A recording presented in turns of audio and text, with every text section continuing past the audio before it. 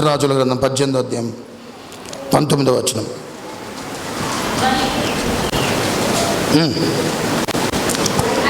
అయితే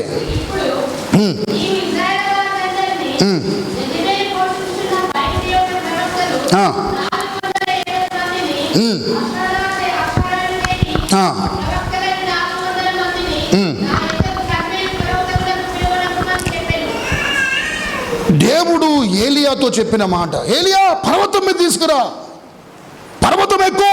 ఎందుకయ్యా, ఎందుకు ఎక్కాలి అని అంటే, వినండి, ఏలియా నివసిస్తున్నటువంటి ఆ రోజుల్లో ఇద్దరు భార్యాభర్తలు, వాళ్ళ పేరు ఏంటంటే, భర్త పేరు ప్రేమిడ్ల రహాబు, వాళ్ళ భార్య పేరు యెజబెలు. ఇద్దరు దుష్ట దంపతులు. వీళ్ళు ఏ దంపతులు అంట?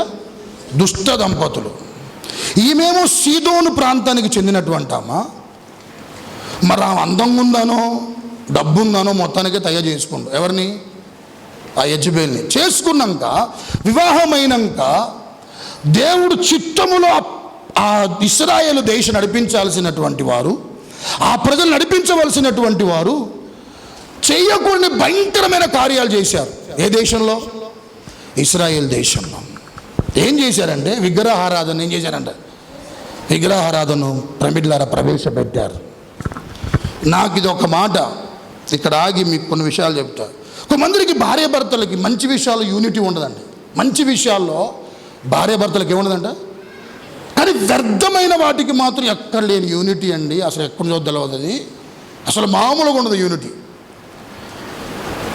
ప్రార్థన చేసుకున్నాం అన్నది ఏనంటే, ఇంట్లో భర్త అనే మాట ఏం చెప్పాలా వినండి. ప్రార్థన చేసుకుందాం అనంటే భర్త అనే మాట, నేను చేసుకోలే, నువ్వు చేసుకో. ఏమంటాడు? ప్రార్థన చేసుకుందామని ఒకవేళ భార్య అంటే భర్త ఏమంటే చెప్పండి, ఏమంటాడు? నువ్వు చేసుకోలే. ఒకవేళ భర్త అడిగితే భార్య ఏమంటది? నువ్వు చేసుకోలే. అదే కొట్టుకుందాం రా అంటే ఇద్దరు అబ్బా ఎదురు బొదురు కూర్చొని ఓహో ఉంటుందండి వాళ్ళది. ఇంటి పక్కన ఆయన ఒక అన్యుడు,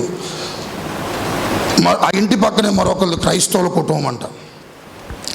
చక్కగా ఇంట్లో నవ్వులు వినపడుతుంది. నవ్వులు ఏ ఇంట్లో? క్రైస్తవ కుటుంబం నవ్వులు వినపడుతుంటే ఎంత అన్యోన్య దంపతులు వీళ్ళు, ఎంత ఆదర్శ దంపతులు. అసలు మా ఇంట్లో పొద్దున్న లేతే ఏంటంట గొడవలే, కానీ వీళ్ళిల్లు అసలుకి నిజంగా దేవుడు నమ్ముకున్న ఇల్లు ఇట్లుంటుందా, ఇంత ఆనందంగా ఉంటుందా అని చెప్పి వాళ్ళ ఆనందాన్ని కనుక్కోవడానికని వెళ్ళిందంట. వెళ్తే అసలు మీరు ఇంత ఆనందం ఉండగల కారణం ఏంటి అది అని అంటే, గమనించండి, చెప్పిన మాట ఏంటంటే ఆనందం కాదు, పాడు కాదు. మా అమ్మ ఏదైనా చెప్తే ఆమె కోపం అవుతుంది. కిచెన్లో నుంచి ఒకటి ఏం చేద్దంట, ఇసిరేస్తే నాకు తగలినప్పుడు నేను నవ్వుతా, నాకు తగిలితే ఆమె నవ్విద్ది. ఈ నవ్వులు ఎక్కువైపోయాను మా ఇంట్లో. తగులితేనేమో ఆమె నవ్విద్ది, తగలపోతే ఇది మా చక్కటి సూత్రం. దేనికి? సంతోషకరంగా ఉండటానికి. వెంటనే అర్థమైపోయింది తన మనసులో, నీకంటే 100 బాలు మేమే నయమనుకుందంట. హల్లెలూయా. ఇట్టుంటాయి కుటుంబాలు, యూనిటీ. మా కలిసి వాక్యం చదువుకుందంటే, నాకు తెలియదు చదువు రాదండి, కొంచెం మీరు వాక్యం చదవండి, ఒక పాట పాడుకొని ప్రార్థన చేసుకుందామంటే చదవరు. అది ఇంటి పక్కన వాళ్ళ మీద గొడవ పెట్టుకుంటే ఇద్దరు భార్యాభర్తలు ఒకళ్ళకొకరు తగ్గనట్టు ధీటుగా, వాళ్ళు ఒకటంటే వాళ్ళు ఒకళ్ళంటే 2 బండ బూతులు, నోటుకు వచ్చినంత మాట్లాడతారు. యూనిటీ ఎక్కడ లేదు. యూనిటీ ప్రార్థన లేదు, బైబిల్ చదవటం లేదు. ఎక్కడుందంటే యూనిటీ? గొడవ పెట్టుకోవటంలో. కలిసి మందిరాన్ని పోదాం రండి అని అంటే, నీకు భక్తి ఎక్కువ, నువ్వు ముందు పో, నేను ఎప్పుడో వస్తా. ఎప్పుడు వస్తలే, నువ్వు పో, నీకు భక్తి ఎక్కువగా పో. అదే సినిమాలకైతే 1 అవర్ ముందు పోతారు కలిసి. మళ్ళా కలిసి ఇట్లా లేరండి, ఉన్నారు, చాలా మంది ఉన్నారు, చాలా కుటుంబాలు ఉన్నాయి. సంగమా, మీ అందరూ చెబుతున్న మాట ఏంటంటే, మంచి విషయాల్లో యూనిటీ ఉండాలి. ప్రతి క్రైస్తవుడి కుటుంబాల్లో మంచి విషయాల్లో ఏకీభవించండి. మంచిగా ప్రేమికుల ఐక్యతగా ఉన్న కుటుంబాలు కలిగిన కార్యాలు ఎన్నో గొప్పగా ఉన్నాయి. గనురాలు తన భర్తకు ఒక మాట చెబితే ఇద్దరు ఏం చెప్పాలా? కలిసి ఐక్యతగా ముందుకెళ్ళారు. వారింట్లో కొరత తీర్చబడగలిగింది. మంచి విషయాల యూనిటీ ఉండాలి సంగమానికి. వీరిద్దరికి అది లేదు. పరిపాలించేది ఇశ్రాయేల్ దేశమే, పరిపాలించేది ఇశ్రాయేల్ ప్రజలనే. కానీ వీరు ప్రేమికులారా బయలు దేవతలను, అశ్షూరు దేవతలను ప్రేమికులారా ప్రవేశపెట్టి వాళ్ళు ఒక 400, వీళ్ళు ఒక 450, మొత్తం 850 మంది పెంచి పోషిస్తున్నారు. ధనం అంతా ఎవరిది? ధనం దేవుడిది. ధనం ఎవరిది? దేవుడు. చేస్తున్న కార్యాలేంటి? ఇలాంటివి చేస్తుంటే లాభం లేదని ఏలియాకు ప్రేమికులారా వచ్చిన ఆలోచన చెప్పాలా? ఎంతకాలం ఉంది ఇట్లా 2 తలంపుల మధ్య? తేల్చుకుందాం రండి, పైకి పోదాం రండి. ఎక్కడికి రండి? వద్దు, ఎంత వద్దు, పైకి వెళ్దాం రండి, తెలుసుకుందాం. నేను ప్రార్థన చేసే అహాబు నీ దుష్టత్వాన్ని బట్టి, నీ మూర్ఖత్వాన్ని బట్టి 3.5 సంవత్సరాల వర్షమైన మంచైన ఏంటంట పొరవద్దు అని దేవుడు చెప్పాడు. ఎందుకు చెప్పాడు చెప్పాలా?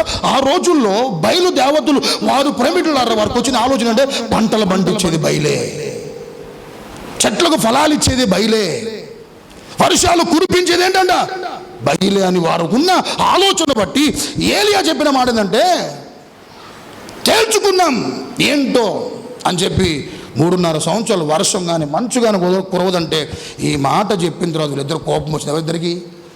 ఎవరిద్దరికి? అహాబుకు మరియు యెజెబెలుకు. రాగానే తేల్చుకుందామని పైకి వెళ్ళారు. జరిగిన విషయం చెప్పనా?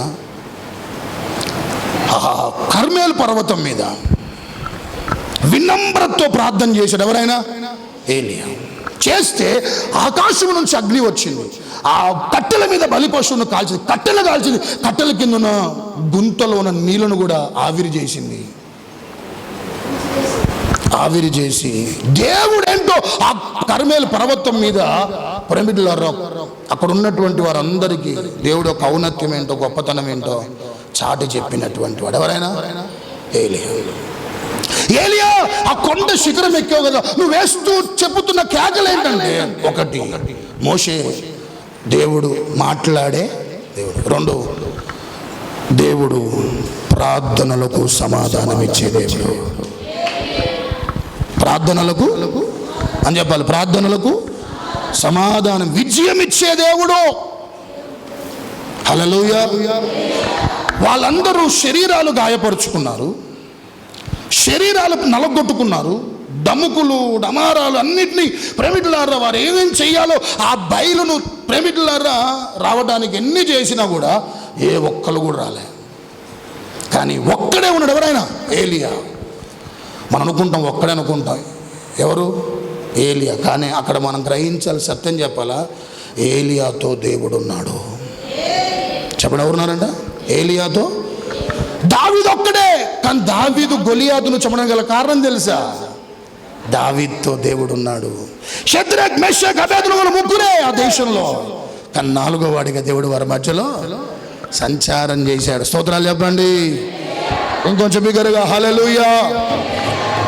ప్రార్థనలు ప్రేమికులారా వినమ్రతతో గనక చేస్తే ఖచ్చితంగా లోకమంతా ఒకవేళ వ్యతిరేకంగా ఉన్న, నీకు చెప్తున్నా వినండి, శత్రువులంతా కూడా ప్రేమికులారా ముప్పేటగా నీ మీద దాడి చేస్తున్నా, శత్రు బలం ఎక్కువగా నీకు ఒకవేళ కనిపిస్తున్నా, నీ మోకరించి మనసుపూర్తిగా చేసే ఆ ప్రార్థన వారి కేకలను అధిగమించగలిగేలా చేస్తుంది, వారి కేకలను అణిచివేయగలిగేలా చేస్తుంది. దృష్టిలో పెట్టుకోండి, when you stand beside your God will stand beside you. When you stand for God will stand for you. నువ్వు దేవుడు కొరకు నిలబడితే దేవుడు నీ కొరకు, చెప్పండి, దేవుడు నీ కొరకు నిలబడతాడు. నువ్వు నిలబడకపోతే నా దేవుడు నీతో నిలబడడు. నిలబడ్డాడు ఏలియాతో. తెలియజేస్తున్న ఆ ఉన్నత పర్వత శిఖరం మీద వేస్తున్న కేక ఏంటంటే, ప్రార్థన ఆలకించువాడు నా దేవుడు. హల్లెలూయా. ఇంకొంచెం బిగ్గరగా హల్లెలూయా.